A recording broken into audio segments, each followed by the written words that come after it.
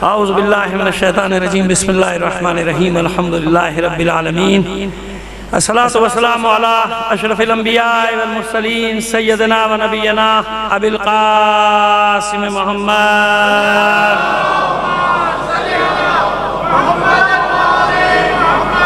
व अलैहि तय्यबीन अत्ताहिरीन अल मासूमीन व लानतुल्लाहि अला आदाइहिम अजमईन मिन अलान इला क़याम यौमिद्दीन अम्मा बाद फ़क़द क़ाल अल्लाहु तआला फ़ी किताबिहिल मुबीन व हुवा अस्दक़ुल क़ाइलीन व क़ौलुहुल हक़ बिस्मिल्लाहिर रहमानिर रहीम क़ुल फ़लिल्लाहिल हुज्जतुल बालिग़ा फ़लौ शाअ लहदाकुम अजमईन। सलवात दीजिए मोहम्मद आले मोहम्मद पर।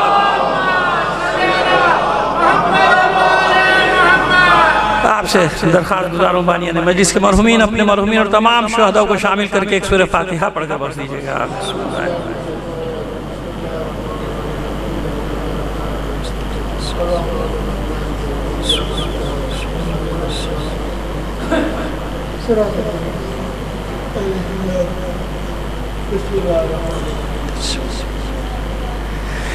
सलवात इनायत फरमा दीजिए मोहम्मद वाले मोहम्मद पर।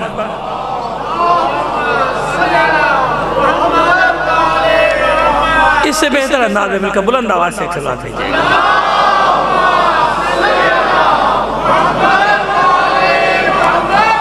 कुल फलिल्लाहिल हुज्जतुल बालिग़ा। ऐ हबीब कह दीजिए कि मंजिल तक पहुंचाने वाली दलील सिर्फ अल्लाह की है। कुल फलिल्लाहिल हुज्जतुल बालिग़ा।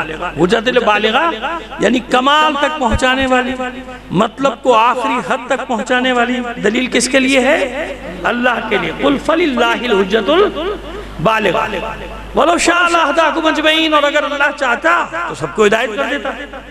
यानी अगर जबर चाहता, अल्लाह जबर से चाहता तो कोई भी बगैर हिदायत के बाकी ना रहता। इसका मतलब ये हुआ कि इंसान को हिदायत के रास्ते दिखाकर आजाद छोड़ दिया। आजाद कहाँ तक? यानी एक हद तक आजाद छोड़ा कि अब अच्छे बुरे के जिम्मेदार तुम खुद होगे। जब ही तो जन्नत दोज़ख बनाई ना। अगर जबर होता तो जन्नत दोज़ख बनाने का फायदा नहीं। परवरदिगार ने जिसे चाहा अच्छा बन गया, जिसे चाहा बुरा बन गया, तो जन्नत दोज़ख काहे की? तो हमारी अकीदा है जबर मुजब्बरा नहीं है। हम जबर नहीं है, है ऐसा अकीदा है मुजब्बरा जो कहता है कि अल्लाह ने जैसा चाहा वैसा हो गया। क्यों? उन्हें बचाना होता है कुछ यजीदों को। समझ में आ रही है बात? क्योंकि वो बचाना चाहते हैं कुछ यजीदों को। कहते हैं जैसे अल्लाह ने चाहा वैसा हो गया, यजीद ने ऐसा चाहा ऐसा हो गया, ऐसा चाहा ऐसा हो गया, ऐसा चाहा ऐसा हो गया। लेकिन आयत क्या बनी? नहीं, ऐसा नहीं हुआ। हमने हुज्जतें भेजी। ये अल्लाह की हुज्जतें कैसी हैं? परवरदिगार की हुज्जत कैसे कायम कर रही है? इसी पर तो बात करेंगे आज आपसे कि परवरदिगार फरमा रहे कि सबसे बड़ी हुज्जत हुज्जत बालिग़ा, वो हुज्जत कामिला, वो हमारी तरफ से, यानी हिदायत के रास्ते दिए और साथ में दलीलें भी भेजी, बुरहाने भेजी, हुज्जतें भेजी।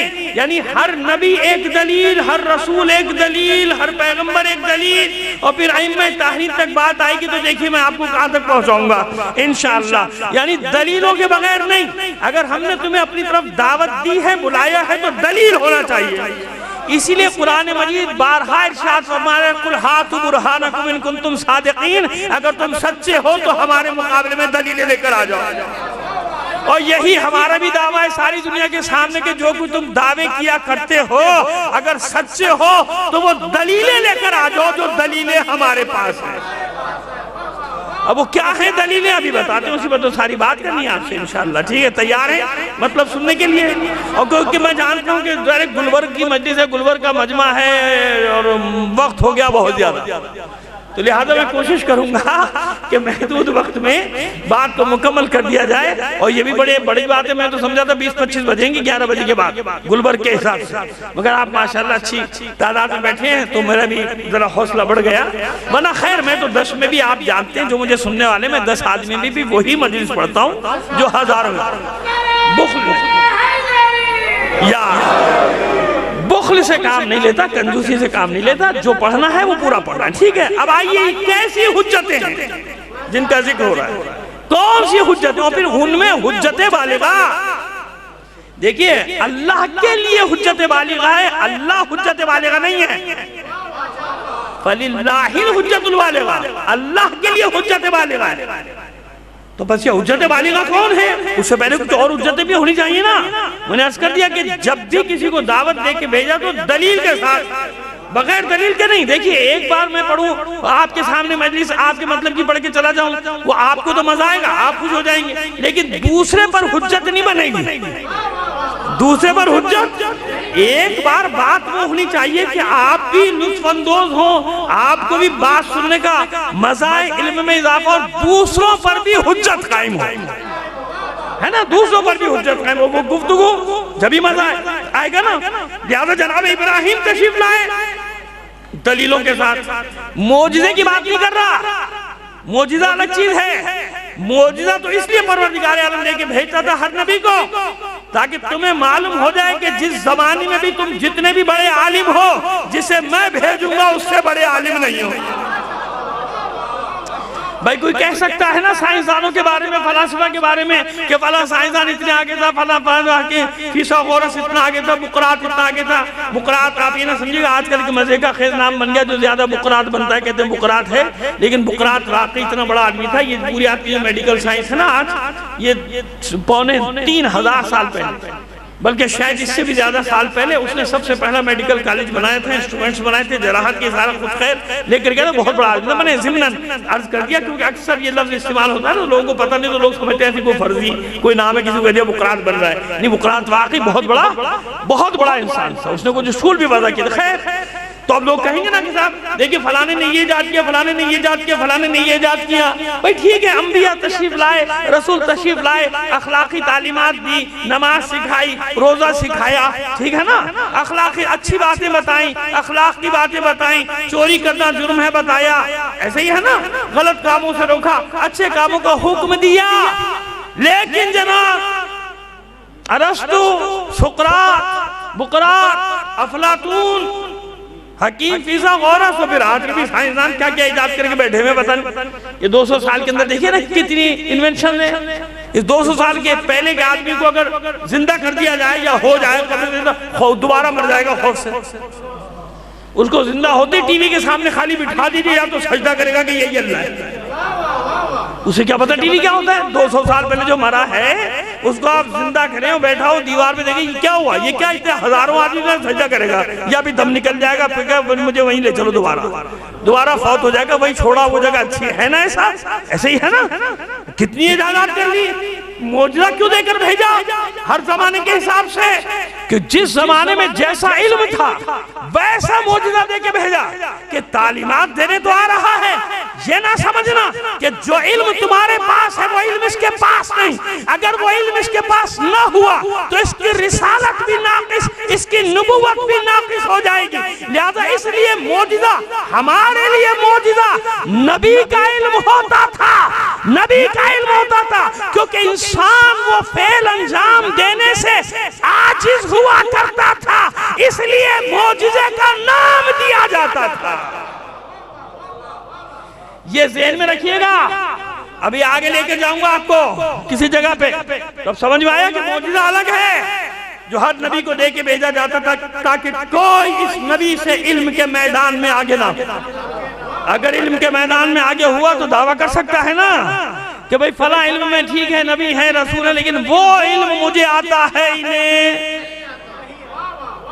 अब यही तमाम अंबिया का एक उसूल कायम कर लीजिए कि हर नबी को मौजूदा देकर भेजा, तो अगर फर्ज कर ले एक एक मौजूदा भी दिया तो कितने मौजूदा बने? 1,24,000 अंबिया के इतने ही बन गए ना। वरना आप जानते हैं किसी को 2, किसी को 3, किसी को 4 ऐसे भी दिए कि नहीं दिए। चलिए मैं कह रहा हूँ एक एक रख लीजिए, एक एक मौजूदा भी रखे तो कितने बने? 1,24,000। अच्छा, इनमें कैसे कैसे मौजूदा सुनिए, कैसे कैसे मौजूदे। इनमें एक मौजूदा ये है कि कोई नबी अल्लाह से कलाम करता है, कलाम करता है ना, कलीमुल्लाह है ना, कलीमुल्लाह। कुरान ने कलीमुल्लाह कहा जनाब मूसा को। कोई नबी ऐसा कि लोहे को हाथ से मोम बना दे, खोल के रख दे। कोई नबी ऐसे मौजूदे लाया जनाब तमाम हैवानों की बोलियां भी समझता है, वो हुदहुद की बोली हो या किसी की बोली हो। कोई ऐसे मौजूदा लाया कि हवाओं पे चरिंद परिंद दरिंद सब पे उसकी हुकूमत। कोई ऐसा मौजूदा लाया कि जिन्नात भी उसके ताबे, जिन्नात का भी वो हाकिम ऐसा है। और कोई ऐसा मौजूदा लाया कि मबरूस और कूड़ के मरीजों को हाथ फेरे, उन्हें शिफा याब कर दे। ऐसा मौजूदा लाया कि मुर्दे को ठोकर मारे जिंदा कर दे। लाया ना। इन सारे मौजूदात का जिक्र है ना कुरान मजीद में है। मेरी तरफ तवज्जो रखिएगा, देखिए किसी मंजिल तक पहुंचाना जा रहा हूं आपको। तमाम मौजूदे है कि नहीं है, अंबिया को दिए। अब जिस नबी को सैयदुल अंबिया बनाकर भेज रहा है, खातिमुन नबिय्यीन बनाकर भेज रहा है, सैयदुल मुरसलीन बनाकर भेज रहा है, ताहा बना के भेज रहा है, यासीन बना के भेज रहा है, मुद्दस्सिर बना के भेज रहा है, मुज़म्मिल बना के भेज रहा है, रहमतुल लिल आलमीन बनाकर भेज रहा है। क्या अर्ज किया मैंने? 1,24,000 अंबिया, 1,24,000 मौजिज़े। अगर एक मौजिज़ा भी इस रसूल के पास कम हुआ तो उस नबी को, इस नबी पर फजीलत होगी कि नहीं होगी? होगी ना। तो अकली मसला हल हुआ कि तमाम अंबिया के मौजिज़ात नहीं, बल्कि तमाम अंबिया को मौजिज़ात तो इसके सदक़े में मिले हैं, इसके मौजिज़ात बांटे गए तो अंबिया को मिले हैं। समझ में आई बात? समझ में आ गई बात? एक मसला हल हो गया कि बस इस आखिरी नबी के पास जो मौजिज़े होने चाहिए, कोई नबी उससे आगे। तो अब तय हो गई ना बात कि अब क्यों शक करते हो कि अब गुफ्तगू हुई कि नहीं हुई, बातचीत हुई कि नहीं हुई, कि नहीं जी अल्लाह से बात कैसे होगी? क्यों जनाब मूसा की कैसे बात हुई थी? कलीमुल्लाह है कि नहीं है? अब क्यों शक करते हो कि सुलेमान को सब चीजों पे इख्तियार मिल गया? अब अगर हुजूर की मैं बात करूं कि शक्कुल कमर इशारा किया, चांद के 2 टुकड़े हो गए, अब तुम्हें शक हो रहा है? अब क्यों शक करते हो? अगर सूरज पलट जाए उसके लिए या किसी के लिए बात तो एक ही है, बात तो एक ही है ना, बात तो एक है ना। आना वाली में नूरे, एक बात तो एक ही है, उसके लिए पलटे या इसके लिए पलटे, बात तो एक ही है। आप यूं कह दो कि मोहम्मद के लिए पलटा, जब भी मसला यही है कि अली के लिए पलटा। आप कहोगे अली के लिए पलटा, तो जब भी मसला यही है कि मोहम्मद के लिए पलटा। है तो यही दो हस्तियां ना जो बता रही हैं। तो अब ताज्जुब कैसा कि सूरज पलटा कि नहीं पलटा? और पूरी मस्जिद रद्दुश शम्स आज तक उसके आसार तक मौजूद है। और एक बार नहीं, याद रखना कि 2 बार ऐसा हुआ। कितनी बार हुआ है? एक बार नहीं, 2 बार। दूसरी बार 37 हिजरी में भी हुआ, जब बाबुल की सरजमीन से वापस गुजर रहा था अली का लश्कर। अली ने नमाज के लिए नहीं रोका कि ये वो जमीन है जिस पे अल्लाह का अज़ाब आया था, यहाँ से निकलो, तेजी से निकलो। निकलते निकलते अज़ाब की जगह निकल गई, अज़ाब की जगह निकल गई। अभी बाबुल खत्म नहीं हुआ था, सूरज गुरूब हो गया। लोगों ने कहा देखो अली ने इस जमीन के चक्कर में हम सब की नमाज कज़ा करा दी। साथियों ने पूछा इब्ने अब्बास जैसे लोगों ने, मौला ये क्या हुआ? सूरज गुरूब हो गया। कहाँ गुरूब हो गया? अजान दो, अजान दो। अब हम उस सरजमीन से निकल आए जिस पर अल्लाह का अज़ाब आया था, अजान दो। अब्दुल्लाह इब्ने अब्बास कहते हैं मौज़िन ने अजान देना शुरू की, हुक्म दिया लश्कर को। हर लश्कर में मुनाफिकीन का एक गिरोह साथ होता था, जैसे जनाब मूसा के साथ, जैसे हुजूर के साथ है ना, हर एक के साथ एक गिरोह लगा हुआ। एक तरफ बचा रहे हैं, नील की तरफ ले जा रहे हैं, दूसरे मुनाफिकीन पीछे करे मरवा दिया। और पीछे फिरौन आ रहा है, आगे दरिया है, कहाँ फंस गए हम, कैसे बचेंगे? आगे दरिया में गर्क हो जाएंगे, रुकेंगे तो पीछे फिरौन का लश्कर मारेगा। होते हैं ना ऐसे, हर जगह हर लश्कर में अली पर एतराज करने वाले मौजूद होते थे, आपस में गुफ्तगू कर रहे हैं। देखा देखा अमीरुल मोमिनीन है और नमाज कज़ा हो रही है। और कुछ लोगों ने पढ़ भी ली थी, जैसे कुछ लोगों ने बद्र में रोजा नहीं खोला था, अल्लाह का रसूल कह रहा रोजा खोलो। हद तरख्खुस आ गई, रसूल से आगे बढ़ गए थे, ऐसे अली से आगे बढ़ जाते हैं। इसीलिए गदीर खुम में अल्लाह के रसूल ने ये फैसला किया था कि रुक जाओ मरकज पे। जो आगे चले गए हो पीछे आओ, जो पीछे रह गए हो आगे आओ। क्यों? बता दिया कि अली से आगे जाने वाला भी हलाक, पीछे रह जाने वाला भी हलाक।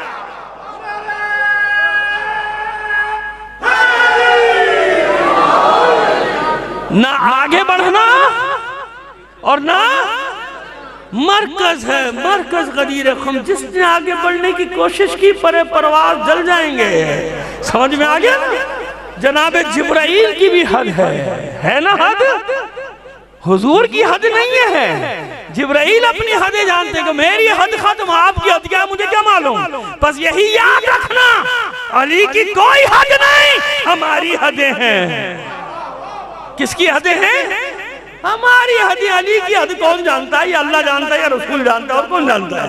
हमें नहीं पता अली क्या है, लेकिन हमें बता दिया गया खबरदार आगे बढ़ोगे तो जिब्राइल की तरह। जो जिब्राइल ने ऐलान किया मेरे परे परवाज जल जाएंगे, मेरी हुदूद यहाँ तक है, आगे मुझे नहीं पता क्या है। आगे नूरुल अनवार का जहान है, आप जाने वो जाने, खालिक कायनात जाने और मकसूद कायनात जाने। सलावत भेजिए मोहम्मद आले मोहम्मद पर। आसान हो गई बात। आइए अब वो आपको उस तरफ लेकर आओ तो मुकद्दमा बन गया ना। मालूम हो गया कि अब शक ना करो इन मोजिज़ात के ऊपर जो कभी अली से जाहिर हो, कभी पैगंबर खत्मी मर्तबा से जाहिर हो, कभी किसी मासूम बच्चे के गहवारे से जाहिर हो। शक क्यों करते हो? शक क्यों करते हो? अरे वाकया हुआ या नहीं हुआ, बहस इसमें है ना, इसमें बहस करो। इसमें क्यों बहस करते हो कि ये इख्तियार है या नहीं है? ये इख्तियार तो है ना, अली के पास भी है, हुसैन के पास भी है। ये इख्तियार वो इख्तियार है जो अल्लाह ने दिया है अपने इन औलिया को, उन सैयदुल औलिया को ये इख्तियार दिया है। पहले इख्तियार की बात करो, अली के पास ये इख्तियार है कि नहीं? ईसा मुर्दे को जिंदा करे, क्या अली नहीं कर सकता? कर सकता है कि नहीं? या इख्तियार की बात करो, इख्तियार है कि नहीं? तो अब ये बताओ कि हुसैन के पास ये इख्तियार है कि नहीं? है ना भाई। वाक़े पे बहस हो सकती है, सनद पे बहस हो सकती है कि सनद है कि नहीं है, सही है कि नहीं है। करते रहो बहस, मैं तो उस बहस पे पढ़ता ही नहीं, क्योंकि मेरे लिए मसला बिल्कुल वाज़ेह है। मसला क्या वाज़ेह? बात है इख्तियार की। जब रसूल खत्मी मर्तबत के इख्तियारात 1,24,000 अंबिया से बालातर हैं, ज्यादा हैं, और इन इख्तियारात के साथ अल्लाह का रसूल किसे मौला बना रहा है? कोई इस्तिस्ना नहीं रखा, एक इस्तिस्ना रखा, इल्लल्लाह नबी मिन बादी, बस सिर्फ ये कि मेरे बाद नबी कोई नहीं, वरना जैसा मैं मौला हूँ वैसा ये अली।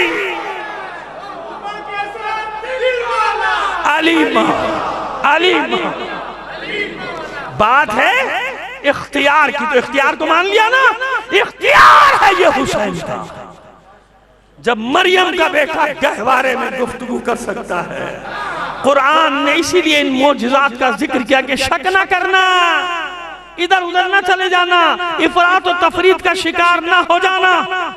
जब मरियम का बेटा आके ऐलान कर सकता है इन्नी अब्दुल्ला, तो फिर फातिमा बिन्ते असद का लाल खाने काबा से बाहर आके कुरान की तिलावत नहीं कर सकता? तौरात, ज़बूर और इंजील को बयान नहीं कर सकता?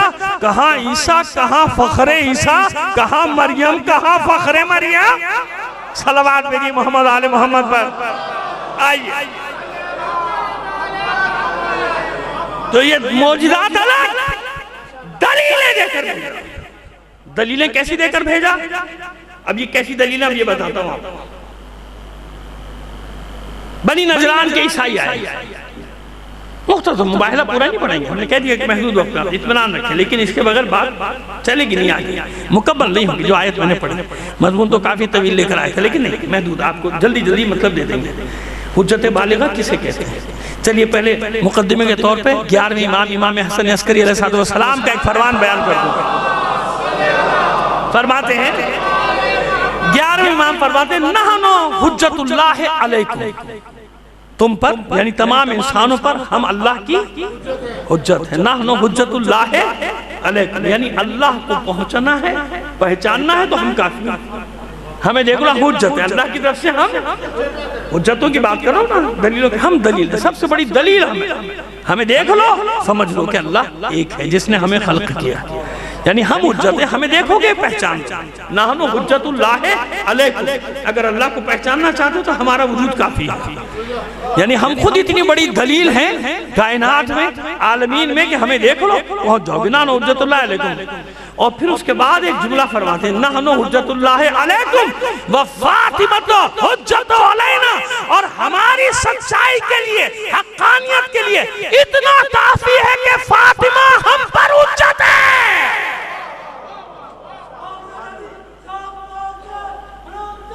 आइए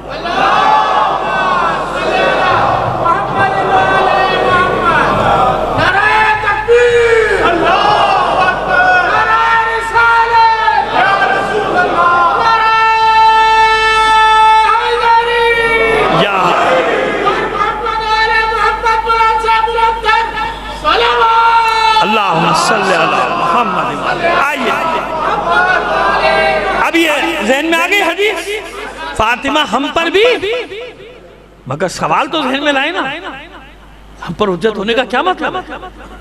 यानी हमारी हुज्जत में यहाँ मुराद ये कि हमारी सच्चाई के लिए इतनी दलील काफी है कि फातिमा हमने, वो हम पर भी हुज्जत है। फातिमा हम पर, फातिमा तो हुज्जतो अलैना, और हम पर हुज्जत कौन है?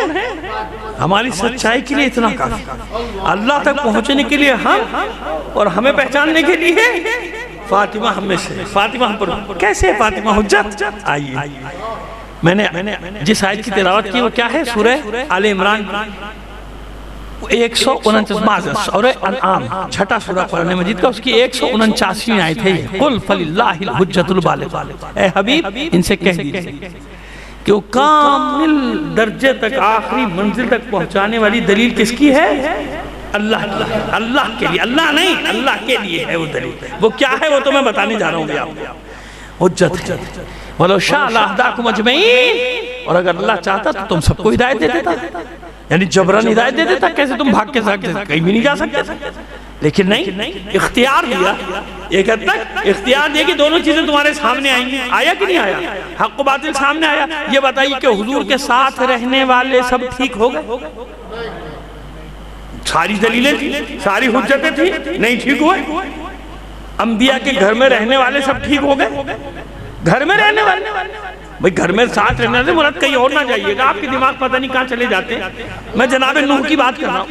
नूह का बेटा ठीक हो गया, जनाबे लूत की ज़ौजा ठीक हो गई, नहीं हुई ना? और जनाबे मूसा की ज़ौजा जो नबी की बेटी है, नबी की अहलिया, वो तो लड़ने के लिए निकल आई।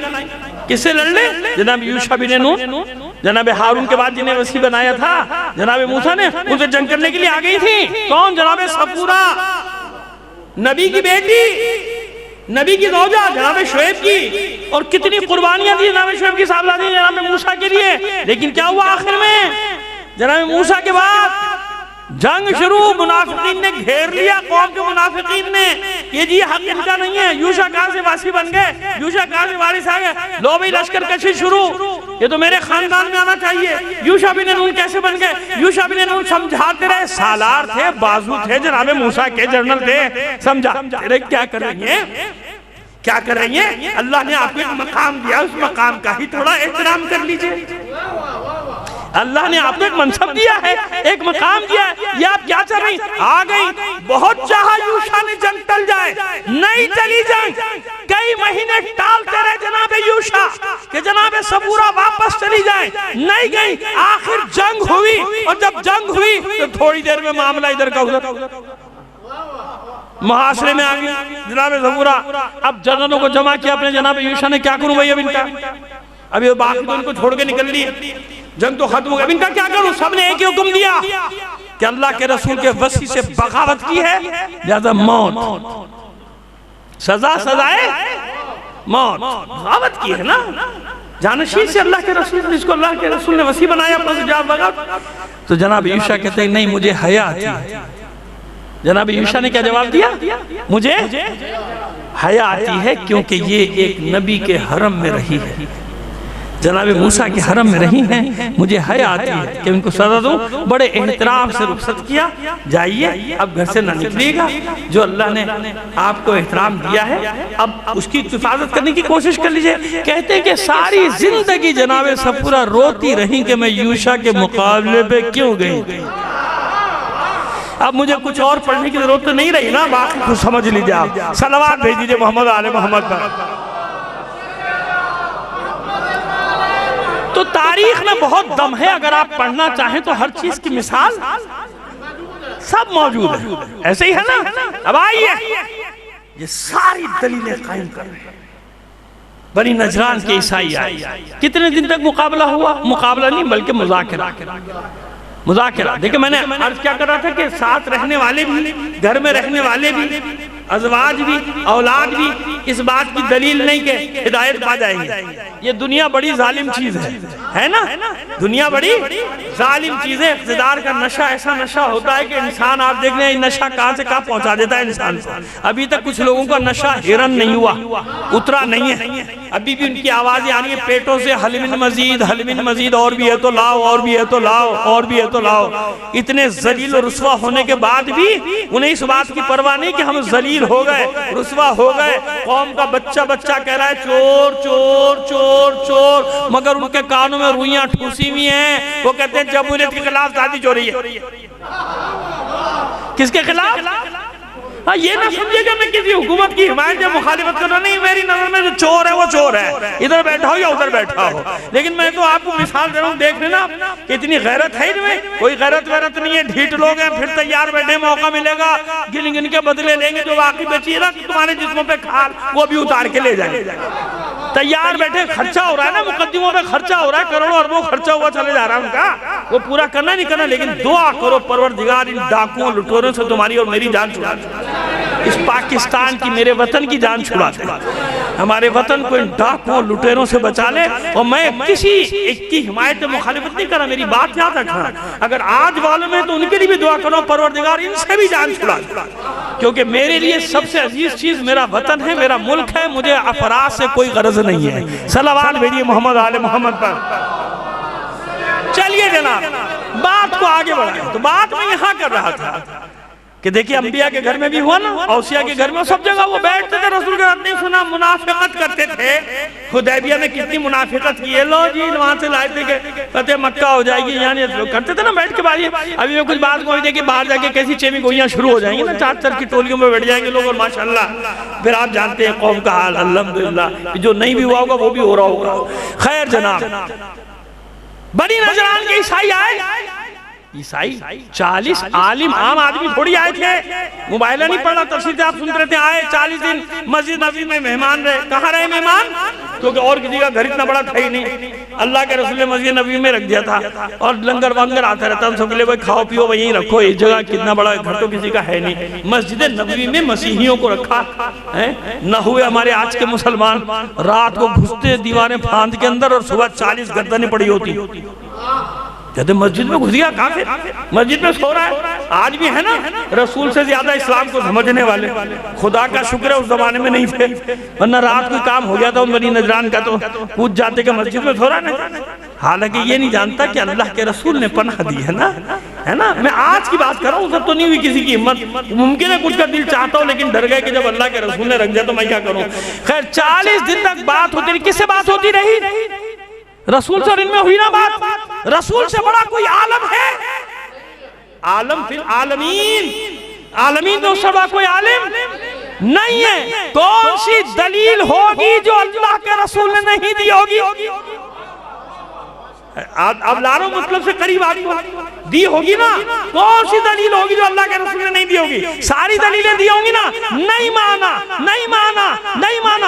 यहाँ तक की आयत आ गई, फमन हाज्जका फीही मिन बाद मा जाका मिनल इल्म। ऐ हबीब बस, गुफ्तगू का दरवाजा बंद, बस गुफ्तगू का दरवाजा। फमन हाज्जका भी आपसे हुज्जत करता है, अब भी आपसे बहस करते हैं, जबकि इल्म दे दिया गया। इतनी बातें बयान कर दी गई, सब बता दिया गया, पूरी तारीख बता दी गई। जनाब मसीह के बारे में बता दिया आपने, मूसा के बारे में बता दिया, तौरात और ज़बूर के बारे में बता दिया, इंजील के बारे में बता दिया। 40 दिन कोई मजाक है? सब कुछ बता दिया। हबीब बस अब गुफ्तगू का दरवाजा बंद। जितनी दलीलें थी आपने दे दी, ऐसे ही है ना, बंद। अब क्या होगा? अब होगा मुबाहिला। क्या होगा? फकुल तालो नदु अबनाना व अबना किसी के साथ फमन हाथ जगह फी बिमा दिमा जाका मिनल इल्म फकुल तालो नदु अबनाना व अबनाकुम निसाना व निसाकुम अनफुसना व अनफुसकुम सुम्मा नब्तहिल फनजल लानतुल्लाहि अलल काज़िबीन। ऐसे ही है। बस अब झूठों पर खुदा की लानत होगी। इनसे कहिए कि हम अपने बेटों को लाते, तुम अपने बेटों को, हम अपनी औरतों को, तुम अपनी औरतों को, हम अपने नफ्सों को, तुम अपने नफ्सों को। तफसील में नहीं जाता, सुनते रहते। खुलासा ये हुआ कि ये 5 टन मुबाहिले का खुलासा ये हुआ कि ये 5 टन निकले हैं। मुबाहिले के मैदान में शामियाना लगा दिया गया सुर्ख रंग का, और जनाब एक तरफ जमा है मसीही अपने सरदार आकिब के साथ। उसने अपने लोगों को तसल्ली दे दी कि देखो इत्मीनान रखना, मैं तुम्हें मेयार बता रहा हूं, अगर अपने बच्चों के साथ आए तो मुबाहिला नहीं करना, यानी अपने घर वालों के साथ आए तो मुबाहिला ना करना। मदीने वालों के साथ आए तो फिर कोई परवाह नहीं है, डट जाना मैदान में। क्यों? इतना मेयार उसको भी मालूम है कि मुबाहिले का मतलब है हलाकत, झूठों पर खुदा की लानत, यानी हलाकत का मैदान है।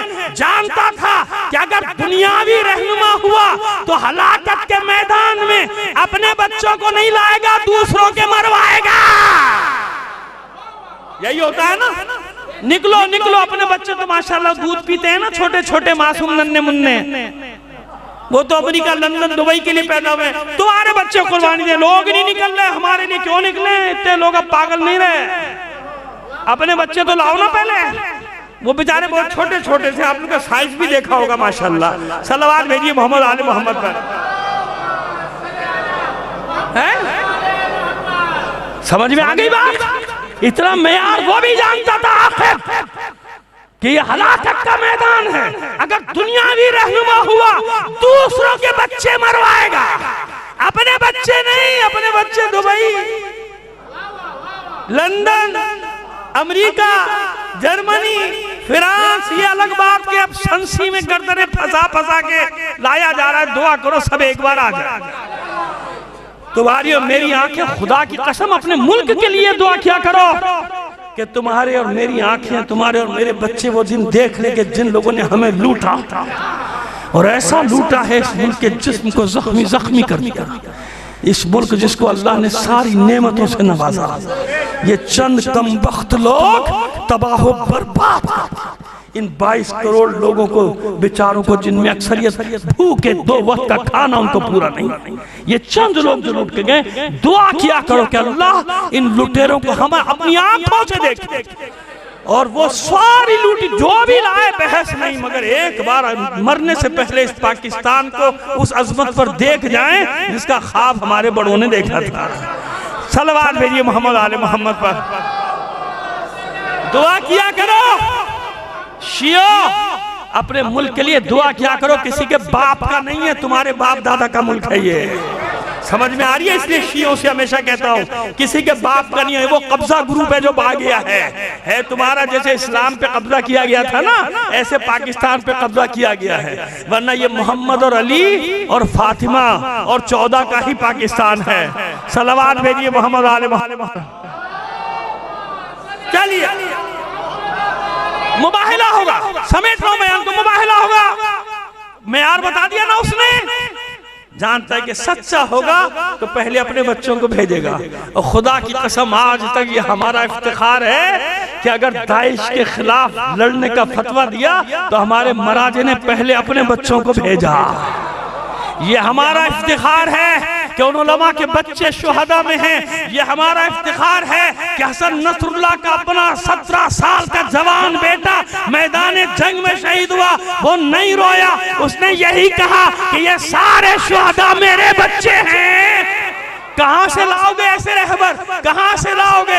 ये सिर्फ तशय्यो का इफ्तिखार है, ये सिर्फ हुसैनियों का इफ्तिखार है, ये सिर्फ करबलाइयों का इफ्तिखार है कि जिनकी माएं अपने बच्चों को इस तरह मैदान में भेजती हैं कि जिन दहशतगर्दों से पूरी दुनिया कांपती थी, उन दहशतगर्दों पर अली के गुलामों के बच्चों ने इतनी बड़ी जमीन होने के बावजूद तंग कर दी थी।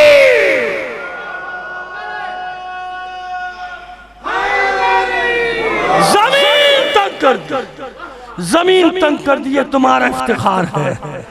अब अगर कोई उलमा के खिलाफ 2 इंच की जबान 2 गज की करके गालियां देता है, खुदा की कसम ये जिगर छलनी होता है, ये दिल खून के आंसू होता है कि कैसे लोग हो जिन लोगों ने तुम्हें इज्जत दी, जिन लोगों ने दुनिया की कौमों में तुम्हारा सर बुलंद कर दिया कि कोई जिनसे नहीं लड़ सकता था, उनसे ये हुसैनी टकराए हैं।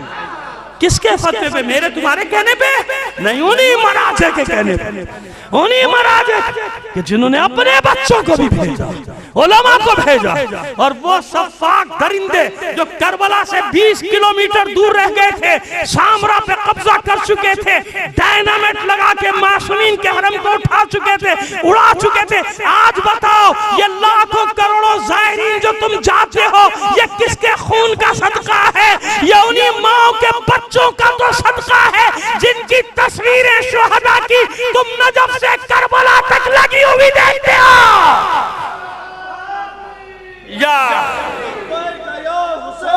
लब्बैक या हुसैन, लब्बैक लब्बैक लब्बैक, जज़ाकल्लाह।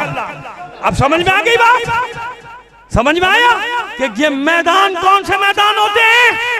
जानते हैं कुफ्फार भी मेयार कि अगर सच्चा होगा तो अपने जिगर के टुकड़ों को पहले भेजेगा, है ना, बाद में दूसरों की औलाद। भेजने की जरूरत ही नहीं। जब लोग देखेंगे कि इसके घर के बच्चे जा रहे हैं तो वो अपने बच्चों को मायनी भेजेंगी, भेजेंगी ना। बस क्या हुआ फिर? 5 तन निकले। आकिब ने चेहरे देखे, नतीजा देने जा रहा हूं आप। आकिब ने चेहरे देखे और क्या कहा उनसे, अपने साथियों से, मोबाइल से हाथ उठा लो, नहीं करना, मर जाओगे, हलाक हो जाओगे, तबाह हो जाओगे, क़यामत तक के लिए कौम तबाह बर्बाद हो जाएगी। नहीं करना, मोबाइल ना करना। क्यों? साथियों ने क्यों, क्या हुआ? कब वो चेहरे देख रहा हूं, अगर पहाड़ों को इशारा करेंगे पहाड़ अपनी जगह छोड़ देंगे। ऐसे ही अभी सुनिए बात, काम की बात अब मैं आपको बताने जा रहा हूं। ये तो सुनते रहते हैं आप सुबह शाम, और ऐसे सवाब जितनी बार सुनो हर बार, है ना, दिल को कितना सुकून और कैसा एक कहते हैं विला का जोश बढ़ता चला जाता है ना। अब सुनो आगे क्या होगा। मेरा सवाल यहाँ पर ये है, किसे देखा है? आकिब ने किसे देखा?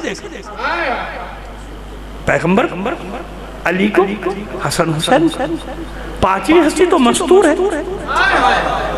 बीच में है ना, छुपी। अच्छा, तो इतने दिन से किसे देख रहा था? बहस किससे कर रहा था?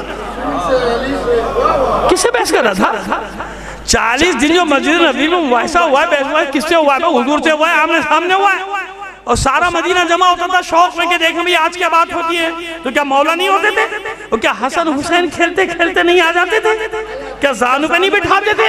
तो सबको देखा है। अब आकिब क्या बात कर रहा है तूने सबको वही चेहरे जो तू रोज देखता रहा, मोहम्मद अली, हसन हुसैन, वही तो चेहरे हैं जिन्हें तू रोज देख रहा। आज क्या कह रहा है कि वो चेहरे देख रहा हूं? अरे कौन से चेहरे? रोज तो तू देखता रहा, कहते नहीं वो चेहरे देख रहा हूं कि पहाड़ों को इशारा करेंगे, पहाड़ अपनी जगह छोड़ देंगे, लिहाजा मुबाहिला न करना।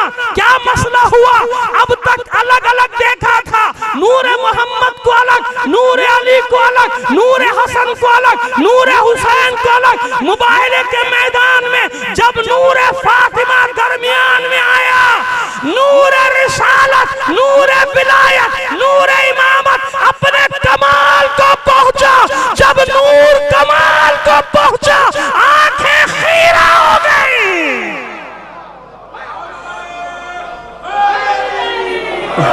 तो सुनो जुमला, जिस जुमले के लिए मैंने पूरी मजलिस पढ़ी, बस यही तो मशीयत बता रही है। मुबाहिले के मैदान में जहां सारी दलीलें खत्म हो जाएं, जहां सारी हुज्जतें सामने लाई जाएं और फिर भी कोई ना माने, तो हबीब अब बात करने की जरूरत नहीं, अब किसी दलील को बयान करने की जरूरत नहीं। ऐ मेरे हबीब, अब मैं तुझे वो दलील दे रहा हूं कि बोले बगैर हुज्जत तमाम हो जाएगी। तो जहां जहां सारी हुज्जतें खत्म हो, उस आखिरी हुज्जते बालिगा का नाम है फातिमा।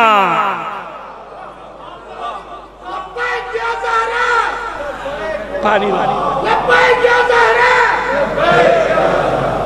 लब्बैक या ज़हरा, लब्बैक या ज़हरा, लब्बैक या ज़हरा। आओ कैसी हुज्जत है फातिमा, मसाइब के लिए भी यहीं से रब्त दूंगा, इत्मीनान रखो। जो वादा किया उस वादे को पूरा करूंगा। बहुत तवील मजलिस नहीं पढ़नी, असल मतलब मैंने आपको दे दिया ना यहाँ तक। अब आगे सुनिए। अब समझ में आ गया कि जहां सारी हुज्जतें खत्म, जहां सब दलीलें खत्म हो जाए, तो आखिरी दलील के तौर पे अल्लाह ने क्या दिया अपने हबीब को? फातिमा। अब मुअय्यद, इसके लिए मुअय्यद यानी इसकी बात की तायीद करने वाली 11वें इमाम की हदीस जो मैंने पढ़ी, नानो हुज्जतुल्लाह अलैकुम व फातिमतु हुज्जतु अलैना। यानी जब हमें भी जरूरत पड़े अपनी सदाकत, इस्मत, रिसालत, इमामत और विलायत को इस बात करने की, तो कोई और नहीं, हमारे दरमियान में फातिमा होती है। हमारे दरमियान में कौन होता है?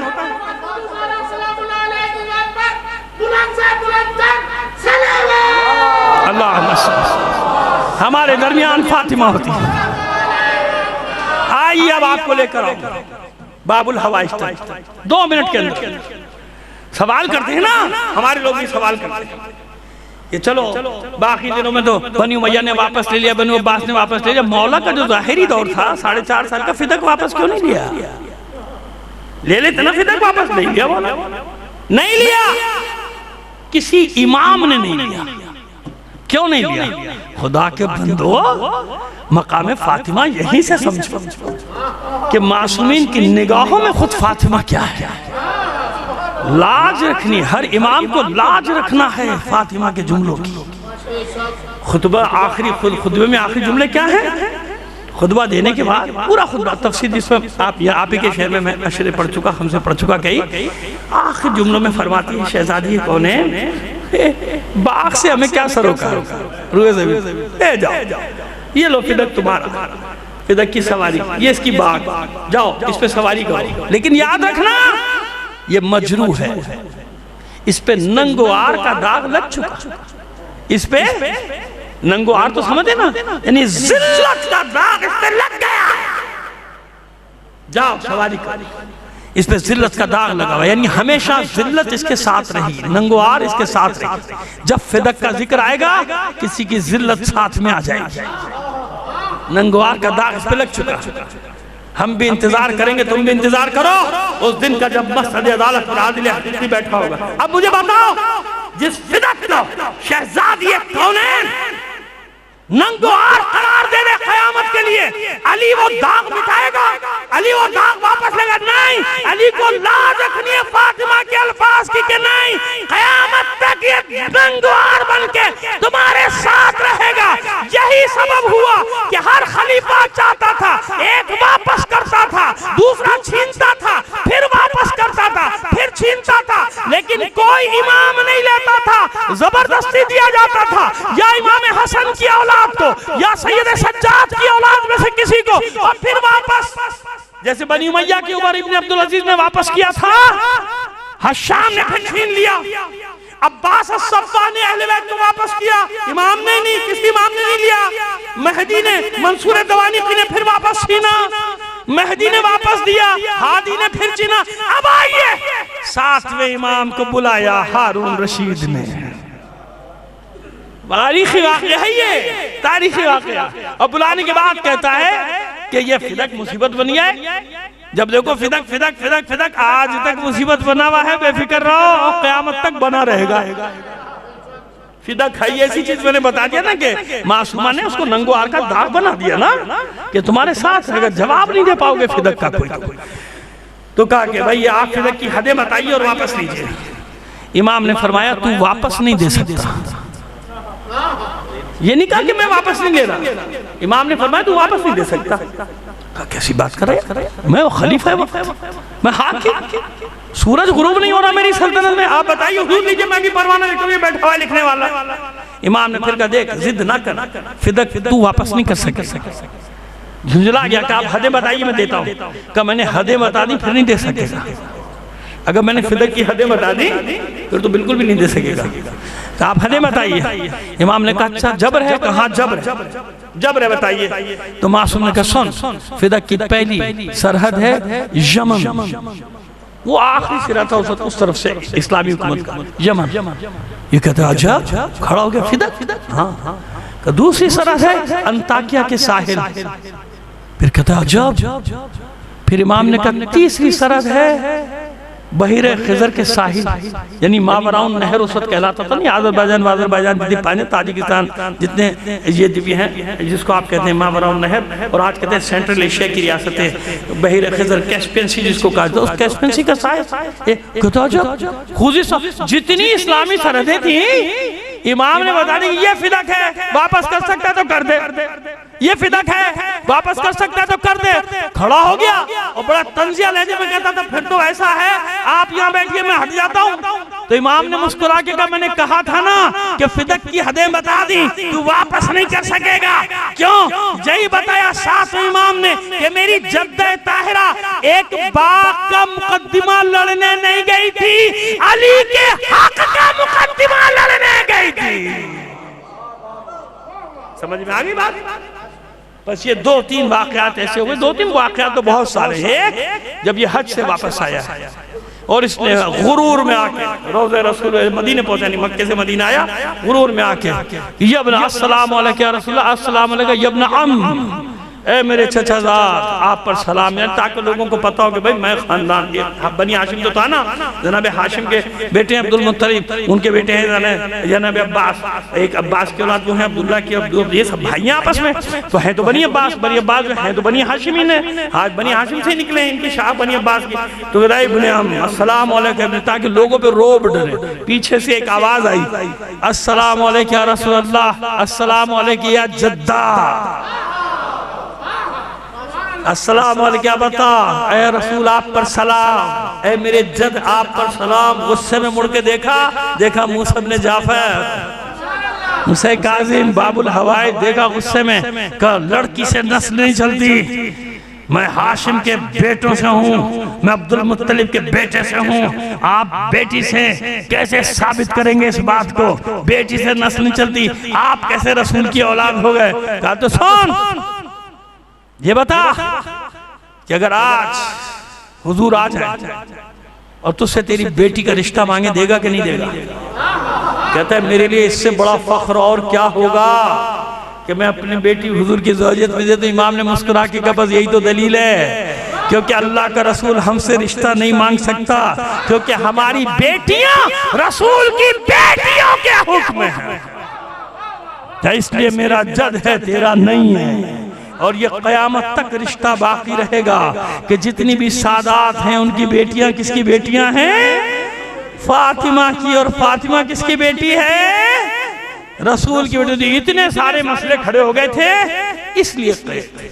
देखिए कैद के सालों को ना गिनिए कितने हैं, मैं कुछ और बात आपकी खिदमत पेश करना चाहता हूँ, ये ना गिनिए, क्योंकि इमाम जितने दिन आजाद है वो भी कैद है ना, क्योंकि हाउस अरेस्ट, घरों की गिरफ्त भी तो पहरा होता था ना, जैसे सामरा में आप इसमें घर नहीं था, वो 11वें इमाम का 10वें और 11वें इमाम का कैद खाना था सामरा, ले जाया गया था बगदाद से ना, ताकि शियों से काट दिया जाए। और सामरा में उस वक्त भी आबादी नहीं थी अपनी, आज भी नहीं है, जो ज़ियारत पे जाते हैं ना, देखा है कॉरिडोर बना हुआ है, उस कॉरिडोर से आप जाते हैं ज़ियारत कर, क्योंकि आबादी हमारी नहीं है, इसलिए लाया गया था कि इनको काट के रखा जाए, कैदी बना के रखा जाए। तो बस साथ ही इमाम कहना समझिएगा कि जो अरसा आज़ादी का वो भी आज नहीं, उस जमाने में भी मासूम ने एक नेटवर्क बनाया हुआ था, खास लोगों से मिलते थे, वो भी तरीके से वो बताया हुआ था, मुझसे नहीं मिलना, क्योंकि जो मिलता था कत्ल कर दिया जाता, शिया होने के जुर्म में, लिहाजा वो कैद ही थी।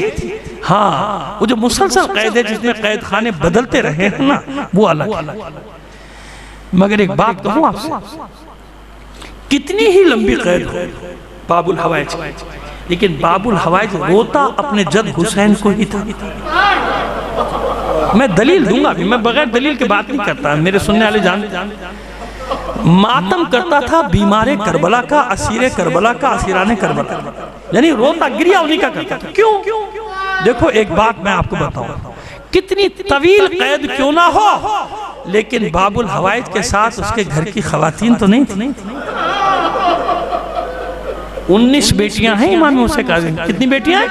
19। और इतने ही तकरीबन 20-21 बेटे हैं, या बेटियों की तादाद भी कहीं 20-21 लिखी है।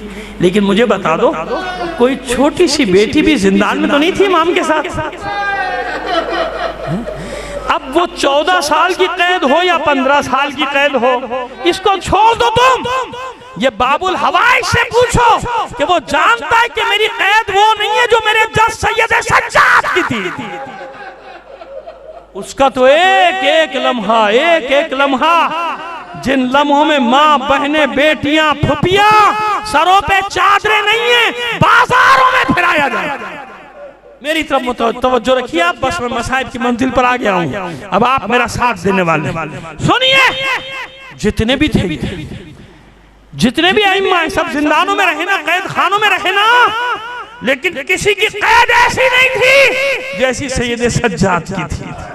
वहां तो एक लम्हा 14 सदियों पे भारी था सैयद सज्जाद का। क्यों? इमाम मूसा काज़िम के जिंदान में सानिया ज़हरा नहीं थी, उम्मे कुलसूम नहीं थी, उम्मे लैला, उम्मे रुबाब, रुकैया, सकीना 4 साल की बच्ची। मुझे नहीं मालूम जब मेरा मासूम इमाम ये बाबुल हवाई जिंदान में था तो मासूम कुम की उम्र मुबारक क्या होगी? साहबजादी है ना 7वें इमाम की, 8वें इमाम की बहन है ना। मुझे नहीं मालूम इस मासूमा की उम्र क्या होगी, लेकिन जुदाई में तड़पती तो होगी ना। मदीने में अपने बाबा को याद करके तड़पती होंगी ना मासूमा खूब तड़पती होंगी ना। लेकिन मैं फिर यहाँ यही कहूंगा, जुदाई में तड़प रही है ना, सकीना से पूछो, सकीना से पूछो। फर्क समझ में आ गया? ये जो शाम जाते हैं ना, उम्मन ज़ायरीन को बस एक दरवाजा दिखाया जाता है, एक बाजार के, इस बाजार से गए, उसके लिए कहा जाता है कि 3 दिन 3 रात में पहुंचा। नहीं अजीजों, मैं तुम्हें बताऊं मसला क्या है।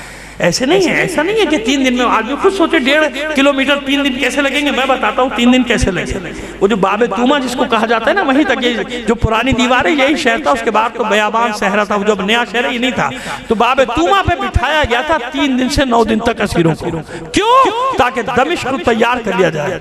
रसूल ज़ादियाँ बगैर साए के वहां मैदान में दरवाजे के सामने बैठी रही इस इंतजार में। और फिर जब शहर में दाखिल किया गया तो मैं हैरान कि ये रास्ता कितना है, कितना ही आहिस्ता चला जाए, 3 दिन कैसे लगेंगे? नहीं अजीजों, एक रास्ते से नहीं, वो पूरा शहर कभी नक्शा देख लेना पुराने शहर का, वहां मौजूद है। जो ज्यादा दिन रहते, मैं इसीलिए ज्यादा दिन रुका कि एक एक चीज देखते रहूं। अजीजों याद रखो, इन मलूनों ने दमिश्क की हर गली में असीरों को फिराया, इसलिए 3 दिन और 3 रात एक एक गली में ले जाते थे, पूरे शहर में गश्त। और जानते हो, सिर्फ मुसलमानों की आबादी नहीं थी और आज भी नहीं है, यहूदी भी रहते थे और आज भी रहते हैं, मसीही भी रहते थे और आज भी रहते हैं, मुसलमान भी रहते थे और आज भी रहते हैं। एक गली मोमिनीन की आज भी है, उस वक्त भी रही होगी। एक एक गली से फिराया जाता था। और उसके बाद वो आखिरी बाजार वो है कि जिसपे बनी उमैया की चाहने वाली औरतें, उनके खानदान की औरतें बैठी थी। और मैं तो सख्त लफ्ज इस्तेमाल नहीं करता, बस यही कह सकता हूं कि ऊपर से कंकर मारे जाते थे आले। कितना पतला बाजार, हुजूम कितना हुजूम, लेकिन कैसे जाते थे? फैल कर नहीं चल सकते थे कैदी, एक रस्सी में बांधा था। सबसे आगे सैयद सज्जाद, उसके पीछे बीबियां और बच्चे थे, सर नेउड़ाए, सर झुकाए जा रहे थे। और ठट के ठट, अब मुझे बताओ, बाबुल हवाइज अपनी असीरी को रोए या अपनी जद्दा ताहिरा ज़ैनब की असीरी को रोए? किसकी असीरी को? अभी आपने मंजर सुना, बिल्कुल वही मंजर है। जिंदानों पे जिंदान बदलते चले गए। सलमान के जिंदान में रहा, सलमान चचा भी है इसका, हारून का। उसने मना कर दिया, कहा कि भाई यहाँ से ले जा, ये इतना आबिद और जाहिद है, फिर मेरा इब्ने अम भी है, हाशिम भी है, बनी हाशिम भी है, रसूलजादा भी है, मैं अपनी कैद में जो तू सख्तियाँ कह रहा मैं नहीं कर सकता। हटा दिया वहां से। फजल इब्ने याहया बरमकी के कब्र जिंदान में फजल इब्ने याहया इब्ने बरमकी ने खत लिखा, खलीफा मुझे कोई और जिम्मेदारी दे दे, मुझे इससे मेरी आज़ाद कर दे, मैं कैद में, ये मेरे लिए बड़ा मुश्किल काम है, क्योंकि मैं सिवाय इबादत के इस हस्ती से कुछ भी नहीं देखता। और देख उसने फिर एक और बार भी क्या नफ्सियाती, और देख जितनी देर ये मेरे जिंदान में रहेगा मेरे आदमी तुझसे बिगड़ते जा रहे हैं, उसके हामी होते जा रहे हैं। घबरा गया हारून, फजल इब्न रबी के जिंदान में भेजा। फजल इब्न रबी ने भी देखा कि नहीं मैं ये काम नहीं कर सकता, उसको हुक्म दिया कत्ल कर दे, कहा मुझे माफ कर दे और कोई जिम्मेदारी दे दे, मैं फर्जंद रसूल को कत्ल करने का जुर्म नहीं कर सकता। एक तो सब डरते थे, हुसैन का याद है ना कि क्या हुआ था, एक हुसैन को कत्ल किया था, क़यामत तक लानतें पड़ती रहेंगी सब पे, इसलिए भी डरते थे कि औलाद रसूल का इतना तो था ख्याल। तो क्या किया हारून ने, अपने जमाने के पलीद तरीन, या यूं कहिए कि अपने जमाने के शिमर को तलाश किया। संदीप ने शाह किसका गुलाम, जिसका कोई नाम और नसब नहीं था, इसको राजी किया। ये राजी हो गया कि ये तोल दूंगा सोने चांदी में। इस फजल इब्न रबी के जिंदान से अपने जिंदान में ले जा और देख जितनी सख्ती कर सकता है करना, और एक वक्त का खाना देना बस। यह है वो जिंदान, यह है वो जिंदान जहां मेरा इमाम सीधी काबत से खड़ा नहीं हो सकता था। यह है वो जिंदान जिसमें मेरा इमाम अपनी कामत से दराज नहीं खींच सकता था। यह है वो मेरा इमाम कि जो एक, यह है वो जिंदान जिसमें मेरे इमाम को जो एक वक्त की ग़िज़ा भी दी जाती थी वो भी ऐसी थी कि इमाम उसको तनावुल नहीं कर सकता था। नतीजा क्या हुआ जो आपने सुना, तारीखी हकीकत भी वही है कि जब कोई पहली नजर से जिंदान में रोशनदान से झांकता था उसे सिर्फ चादर ही नजर आती थी और कुछ नहीं। इतना लागर हो चुका था ये इमाम, इतना लागर, इतना लागर। एक ही तो इमाम है ना, अरे सबकी जंजीरें खोल दी जाती हैं मौत के बाद, शहादत के बाद। ये वो इमाम है जिसकी जंजीरें खोली ना जा सकी। क्यों? अरे खोलते तो कैसे खोलते, इतने अरसे वो जंजीरें पड़ी रही कि आपकी उस्तखानों तक में पेवस्त हो गई थी जंजीरें। कमजोर तो वैसे ही हो गए थे आपकी, अब मैं लफ्ज कहां से लाऊं, आपकी पोस्ट या खाल मुबारक जो थी वो तो वैसे ही हड्डियों से चिमट गई। ये जंजीरें भी पेवस्त हो गई थी।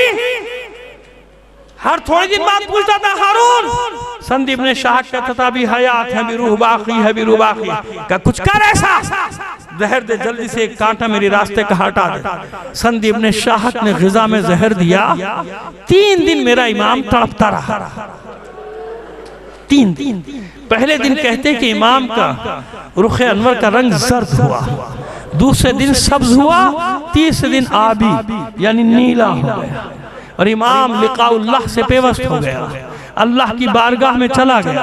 बस इसने तस्दीक की। इसके बाद जनाजे को जिंदान से बाहर निकाला, सहन में रखा है हयात में। तमाम बड़े बड़े तबीबों और दीन फरोश मुल्लाओं को बुलाया। एक तरफ जल्लाद खड़े कर दिए तलवारें लेकर, एक तरफ जरो जवाहिर की थैलियां देकर खड़ा कर दिया लोगों को। अब उनसे कहा गया कि फतवा दो कि अपनी तबई मौत मरे। जो ये फतवा देगा, ये जरो जवाहिर की थैलियां उसकी हैं, और अगर फतवा नहीं दोगे ये जल्लाद खड़े तुम्हारी गर्दनें उड़ा देंगे। सबने तरजीह दी दुनिया को सोने चांदी के वक्त। सब तबीबों ने, मुल्लाओं ने लिख लिख के दिया कि हाँ हमने देखा, हमने खुद देखा, तस्दीक की, फर्जंद रसूल मूसा इब्न जाफर तभी मौत मरे। इन्हें किसी ने कुछ नहीं किया। ये तस्दीक नामे लेने के बाद हारून को पैगाम भेजा, अब क्या करो, जो तूने हुक्म दिया था मैंने पूरा कर दिया। क्या करना क्या है, 4 हबशी गुलाम बुला, और फिर समझा दिया गया कि करना क्या है। इसने 4 बेनाम और नसब गुलामों को बुलाया। तख्त पे जनाजा रखा तो नहीं गया, मैं तो यूं कहूंगा कि डाला गया। बस उनको हुक्म दिया, समझा दिया कि तुम्हें क्या करना है। ये 4 हबशी गुलाम निकले। उधर हारून ने, वो जो शियों की बस्ती है जिसका किसी जमाने में करख नाम रहा था, उस घर के हर दरवाजे पे बिठा दिया गया पहरा, कोई निकलने ना पाए। कोई शिया निकले गर्दन उड़ा देना उसकी। शिया अपने घरों में घुट घुट कर रो रहे हैं, क्यों? आवाज आ रही है। वो बेनाम और नसब लोग, वो बेनंगो नाम लोग, वो नंगो, वो इज्जत इज्जत से आरी लोग नारे लगाते हुए, चिल्लाते हुए कि लोगों राफिजियों का इमाम मर गया। आओ जिसे देखना हो देख लो, राफिदियों का इमाम मर गया। ये प्रोपेगेंडा जो हर जमाने में चलते रहे ना, वो प्रोपेगेंडा चल रहा है। शिया अपने घरों में रो रहे हैं। इसी दजला के साहिल पे सलमान का महल है। इसने ये शोर सुना, अपने सिपाहियों से पूछा ये कैसा शोर है। एक मुहिब्बे अहले बैत आगे बढ़कर कहता है सलमान ये इंसाफ नहीं हुआ, ये इंसाफ नहीं हुआ।